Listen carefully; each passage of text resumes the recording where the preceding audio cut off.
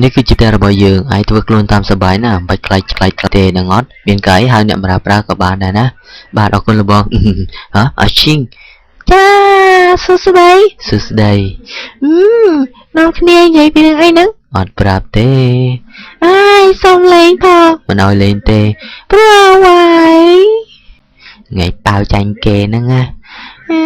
អាឈីងបងណែនាំឲ្យស្គាល់នេះបងប្រុសបងចិនទៅតែមកពីបាត់ដំបងអូសួស្ដីចាលោកតកាក៏សងលុយយកមកខ្ញុំអត់លុយទិញបាយហូបឯណាជាពាក់តែ1500នៅសិននៅអើយលោកតកានៅរហូតចាំមើលតអត់សោះជេរម៉ែណាអូលេងជេរម៉ែទៀតអត់ដឹងបាបឯងមិនប្រែតប្រែតប្រោយអីចាំមើលតអត់សោះផ្ទាត់ពងមួយ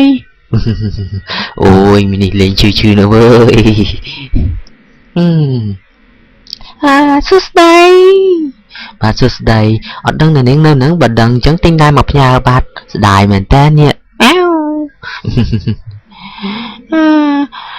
ទៅអត់ណែមស៊ីដែរអញអើយលោកតកែខ្ញុំសុំតកែមុនហើយណាខ្ញុំសវងអោវ៉ាមែវ៉ាអេជប់សិនដល់ស្រួលណាស់ប្រយ័ត្នជន់អាចដឹងនៅចា